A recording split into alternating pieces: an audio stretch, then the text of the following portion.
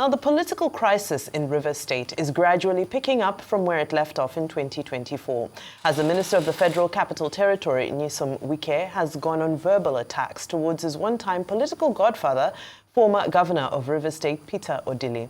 Wike had on Sunday accused ex-Governor Odili of positioning members of his family in lucrative positions within the state while maintaining control as the general overseer, and I quote, "The FCT minister made the allegation during a Thanksgiving service in response to a comment by Peter Odili, who had said that Governor Siminalayi Fubara had prevented one man, in quotes, from turning Rivers State into a personal estate.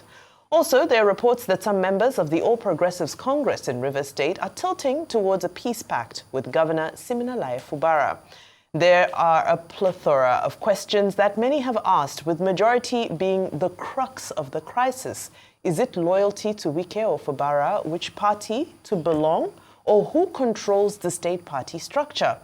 Where do the 26 lawmakers currently belong? Is it the APC or is it the PDP? Well, joining us on the show this morning to discuss this political situation in Rivers State is Tony Okocha, chairman of the All Progressives Congress, Rivers State. Good morning, sir, and welcome to the program. Good morning, and thanks for having me. Well, Mr. Okocha, Happy New Year to you. Very quickly, we're in a new year. Very well, Doc. Yes, we're in a new year. Very well, Doc. Thank you. 2025. Now, what should we expect from Rivers State this 2025 in terms of the politics? We spent the whole of 2024, one day, one trouble from Rivers State politicians and elders and government. Now, this 2025, do you have any hope that there will be peace and stability in Rivers State? Because we seem to have started the new year on the note of someone labeled one man running a one-man show, not being allowed to continue to do so. The other person calling an elder statesman a general overseer, who is the one who is guilty. How do you think all of this can be resolved so that the greater emphasis will be on governance rather than personalities?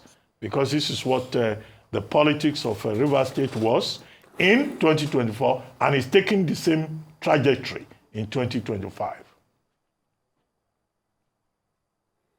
Okay, thank you, Doc, and members of the crew. Very respected indeed. I do not see Rivers State come out of this quagmire in 2025. By reason of prognosis, I'm not a prophet of doom. The reason I say so are legion. But because of our time, we'll try as much as possible to isolate some of these issues and deal with them. Now, the Yuletide season provided even enemies opportunities to pay visits to one another and resolve their issues.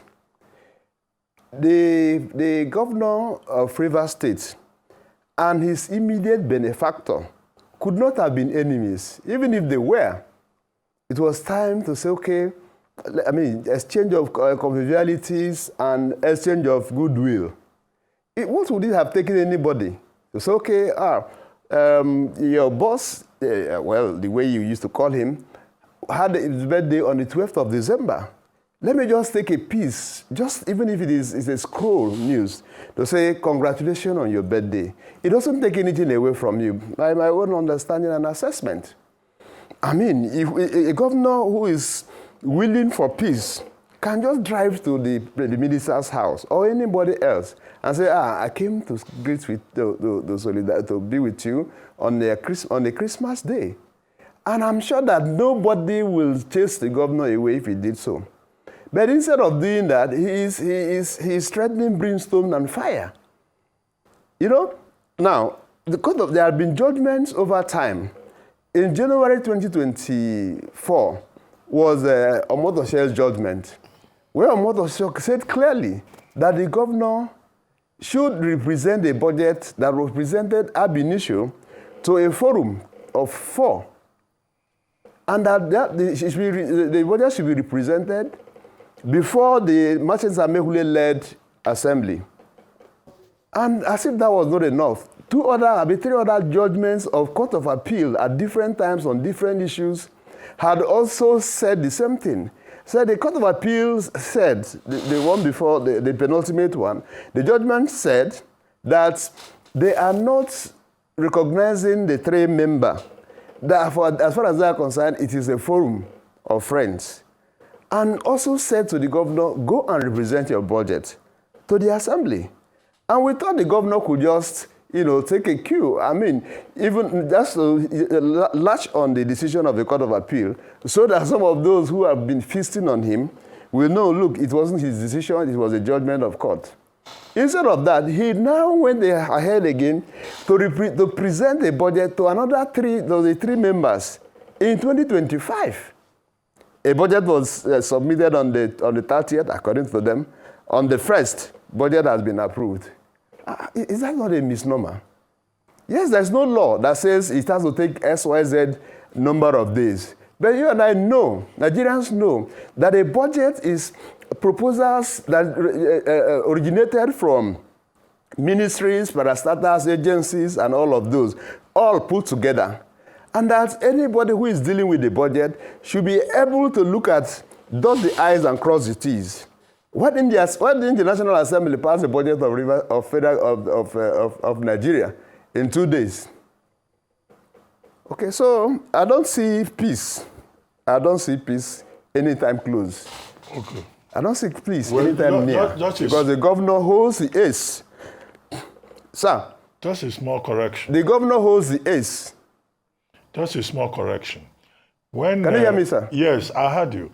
When the governor presented the budget to the three-man panel, the state government was relying on a judgment of the Rivers State High Court, which was in December, the court of, I think, Justice Sika Akprioku, who said that, look, the government would not have done anything illegal if it presented to that three-man House of Assembly. And that there was, in fact, a precedent when Minister Wike was governor, and that precedent still holds because Minister Wike also, presented the budget to, an assembly that did not meet the 2/3. So this is one, wrong being used again to justify another wrong, as the ordinary layman would say. But how about the rift between Minister Wike and Sir Peter Odili, between Fubara. One Man Show and the man they call a General Overseer? Okay, I think that people are looking at the matter from some kind of superficial level. Otherwise, if I am to interpret what the governor, the FCT minister said, the FCT minister merely said to the governor, to our leader, Dr. Peter Odili, that you are a father, and that the role of a father is not to side when his children are having disagreements. That's my understanding. Because it was overreaching for the former governor, the man that we respected so much in Rivers State. We still respect him so much in Rivers State. He brought some measure of pride to the state. I'm sure Nigerians haven't forgotten the CAP, resources, what's that name of it? Resource control cap that he introduced in Nigeria. So he had carried that aura along for a long while. Wike had been had been fair to him by the things they are all now beginning to reveal. And so the issue now is that your two children are fighting. Your two children are having quarrels. And you have gone to take side to tell the other one, oh, congratulations, you have tamed one man who wanted to make Rivers State his personal estate. That's not right. It's not a thing that the father should say to his children. Now, how about the president, who at the point when his office and his phones and his were inundated with requests from different angles, the president, in spite of his very difficult schedule, called a meeting called a parley, and we were all there in that meeting. Odili was there, with all due respect to him, and the president also deferred to him. How did he defer to him? When they brought after all the counsels of Mr. President, and everybody else spoke, and when the president brought the 8-point agenda, he did not read it himself. He deferred to his colleague. They were colleagues. Once he was governor of Lagos State, Odili was governor of Rivers State, and gave him the script to read. And at every point that he read, the president stopped, interjected and asked all of us who were seated in that auditorium, is that what we agreed? We always bellow yes. Now, if the former governor was free-minded, and he felt that, there are one or two gray areas, such as the representation of budget, I think that it also behoves on him to also reach out to Mr. President and say, Mr. President, we have done this, we have done that, we have this kind of, we have a problem. How do we resolve this particular area, this particular side? He never did so. He hasn't done so. At least the president didn't invite us the second time to also say, how do we tinker with this? He just took sides, and he's sitting pretty. Your children are fighting. And all you do in the Christmas time is to say, thank you for taming this man, though. It should have been his personal estate and all that. Mr. Okocha. And the former governor. Mr. Okocha, yes. I hear you. I mean, you say that Mr. Yes. Peter Odili took sides. But do you not think that was after careful deliberations Yes. of the matter and interventions, or at least trying to intervene in the matter between Minister Wike and the governor, that he came to the conclusion that, okay, this is his own assessment of what's happening, as opposed to your view that he was taking sides? Because at the end of the day, one person is wrong, and you have the boldness as an elder to say that this person is wrong. Shouldn't you say it? Because with the other elders calling on Minister Wike to apologize, he's adamant that he won't apologize. So he's not accountable to his former, the person he used to respect before. He's not accountable to the elders of Rivers State. So who is he accountable to? Yeah, I do not think, I said here clearly, that except anybody that holds this in at a very superficial level. But look at it critically. I haven't seen, Wike in whatever guise in that statement. I haven't seen that his interest or his intention was to disparage the former governor of Rivers State. I haven't seen that. And I've said that what he would have said in depth, critically, anybody looking at it devoid of sentiment, devoid of passion, will be that, look, we are your children. We have all knocked together. We have a problem. You should have taken... Now, I'm not in records of any attempt that was made by Dr. Peter Odili, His Excellency. No, I'm not in records. Of course, if there was any such move, some of us would have known. If we were not invited, we should have known. At least we would have been told, there's going to be a meeting in Dr. Odili's house where these issues will be resolved. There was no attempt. I have given you a critical and a typical example of Mr. Okocha, he said he didn't disparage him. He said it's not just that he's general overseer. I don't know if that was not disparaging. He said he was general overseer. He said who else has children as commissioners. He had mentioned as well that, referring to the elder statesman at that meeting you had in the new year, early in the new year, that he said somebody, let me quote him, he said someone is converting Rivers State to his personal estate, and we have now come to show statistics that it is not correct. The man who is converting Rivers State to a personal estate is you, and to crown it all, you are now the general overseer. Is that not disparaging? No, I don't. I don't know what general overseer in this sense is. Excuse me. I don't know how that will be disparaging. He's otherwise saying, well, I'm not holding the fort for the Minister of FCT. I'm not. But in all of these scenarios that I've noted, I was present. It's not like a reported speech. I was present and sitting pretty at the table near the high table, as people will call it. Now, when he says general overseer, he made mention of, okay, the governorship, the commissionership that came to your area. I came to you and I said, this is your brother's, I want you to nominate your elder brother's son. And all of a sudden, you say, why don't you give it to your sister now? And that's how he got. And then he said, oh, but you couldn't have said no to him. Otherwise, if you don't behave very well, if not for high respect that he holds for Odili, he will say no. Okay? He said, your wife is this, you have this, you are now the general overseer. Yeah, because at the point where we are in the States, I wish you were here, you will find that elders have lost their voices. And in fact, the governor, some time ago, said that that the Rivers people do not have elders. At the point when it was choking to him, he said Rivers people do not have elders. I'm sure that you are in record of that. And some of us who are on the opposition side took him on and said, look, you can't do that. Okay, sir. You can't for any reason,